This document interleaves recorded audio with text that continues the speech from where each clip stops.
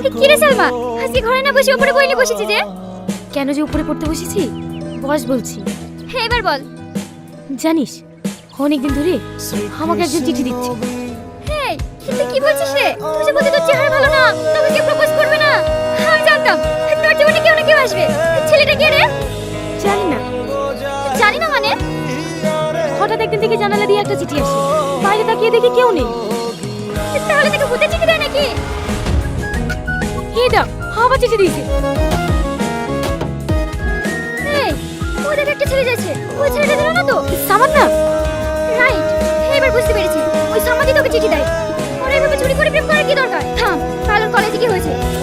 না না তুই কিছু বলতে চাস না, সেরকম হলে আমি ওর সাথে কথা বলিনি। ঠিক আছে যেটা ভালো বুঝিস সেটা করিস। এবার চিঠিটা তো খোল, দেখি তোর পাগল প্রেমিক কি লিখেছে।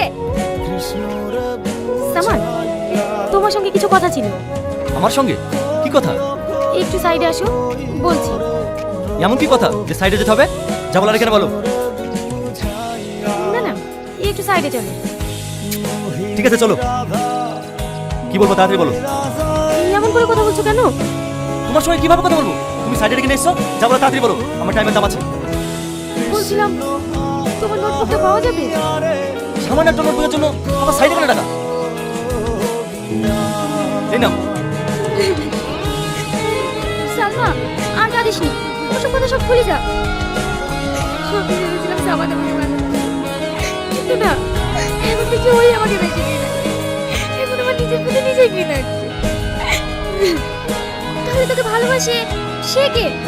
আমি জানতে চাই বেশি, আমার আর কিছু ভালো লাগছে না রে। সালমা কে আবার চিঠি দিল? তুমি একটা বুদ্ধ, যারা তোমাকে খারাপ বলে তুমি নিজেও জানো না তুমি কতটা সুন্দর। তাই পরের কথায় কান্না দিয়ে তুমি সামনে আগাও, তুমি অনেক বড় হবে।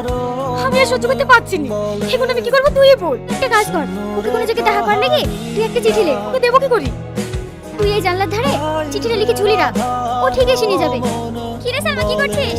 মাই সেই চিঠিটা লিখে ওদের একটা চিঠি দিয়ে গেছি, তোমাকে ছাড়া আমি থাকতে পারবো না। আই লাভ ইউ সালমা, তুমিও যদি আমাকে ভালোবেসে থাকো তাহলে কাল বিকেল 4টে হোটেল রেস্টুরেন্টে চলে এসো। তুমি? হ্যাঁ অবাক হচ্ছে? অবাক হওয়াটাই তো স্বাভাবিক, তুমি তো আমাকে কলেজের মধ্যে সব থেকে বেশি ঘৃণা করো, তুমি আমাকে ভালোবাসো। সালমা আমি তোমাকে কোনোদিনই ঘৃণার চোখে দেখিনি। আমি শুধু ভালোবাসার অধিকার নিয়ে তোমাকে শাসন করতে চেয়েছিলাম, কিন্তু তুমি শুধু আমার শাসনটাকেই দেখেছো। আমার শাসনের আড়ালে যে ভালোবাসাটা লুকিয়েছিল সেটা কখনো দেখো। আমি একটা জিনিস বুঝতে পারছি না, কলেজে এত সুন্দর সুন্দর মেয়ে থাকতে তুমি আমাকে কেন ভালোবাসলে? সত্যিকারের ভালোবাসা কোনোদিন রূপ দেখা হয় না, আমি তোমার চলাফেরা আচার আচরণ দেখে মুগ্ধ হয়েছি।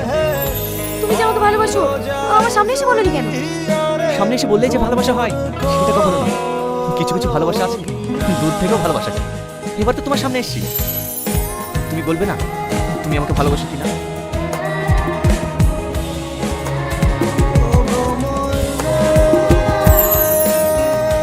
আই লাভ ইউ টনি, আমিও তোমাকে অনেক ভালোবাসি।